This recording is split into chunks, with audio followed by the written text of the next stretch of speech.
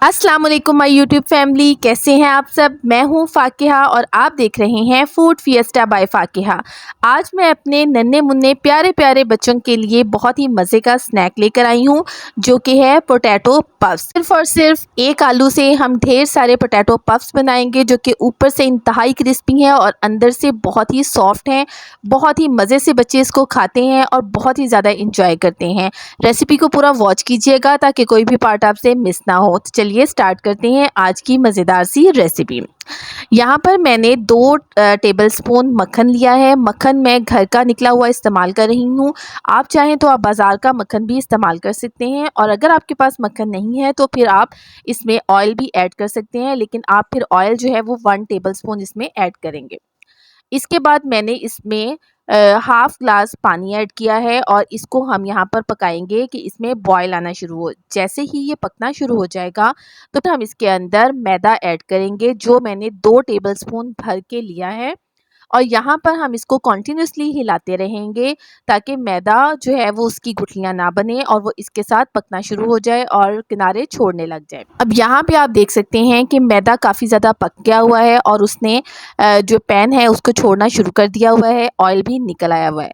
अब हम यहाँ पर चूल्हे का फ्लेम ऑफ कर देंगे और इसके अंदर हाफ़ टी स्पून नमक ऐड करेंगे और हाफ़ टी स्पून ही हम इसमें काली मिर्चों का पाउडर ऐड करेंगे।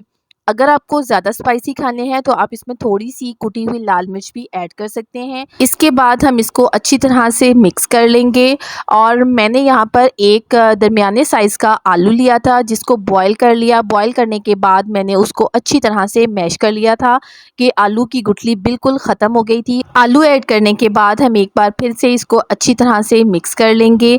चूल्हे का फ्लेम यहाँ पर हमारा ऑफ़ है, ये काम हमने चूल्हा बंद करके ही करना है। इसके बाद मैंने 1 अदद फेंटा हुआ अंडा इसमें शामिल कर दिया है और इसको हम दोबारा से मिक्स कर लेंगे। अब आप यहाँ पर देख सकते हैं कि हमारे ये जो मिक्सचर है ये बिल्कुल स्मूथ नहीं है। इसके लिए हम इसको एक अलग बोल में निकालेंगे और फिर उसके बाद हम इसे बीटर की मदद से बीट करेंगे, ताकि हमारा जो मिक्सचर है वो बहुत ही अच्छा स्मूथ सा तैयार हो जाए। मिक्सचर को बोल में ऐड करने के बाद इसमें हाफ़ कप चीज़ ऐड करेंगे और इसको अच्छी तरह से मिक्स कर लेंगे। मैं यहाँ पर हैंड बीटर से इसको मिक्स करूँगी। अगर आपके पास इलेक्ट्रिक बीटर है तो आप उससे भी इसको बीट कर सकते हैं। मिक्सचर अच्छी तरह से बीट हो जाएगा तो इसकी कंसिस्टेंसी बहुत ही ज़्यादा स्मूथ हो जाएगी और इसके बाद हम बीटर को एक साइड पर रख देंगे।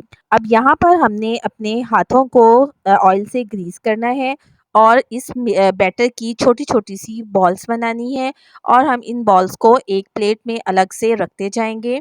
एक ही साइज़ की तमाम बॉल्स एक ही बार बनाने के बाद हम इनको फ्राई करेंगे। ऑयल मैंने पहले से गरम कर लिया था और इसमें मैंने ये बॉल्स ऐड कर दी हैं।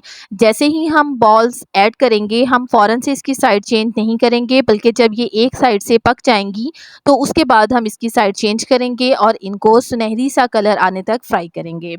ये बहुत ही अच्छी फ्राई होती हैं, ऊपर से बहुत क्रिस्पी होती हैं और अंदर से बहुत ज़्यादा सॉफ्ट बनती हैं।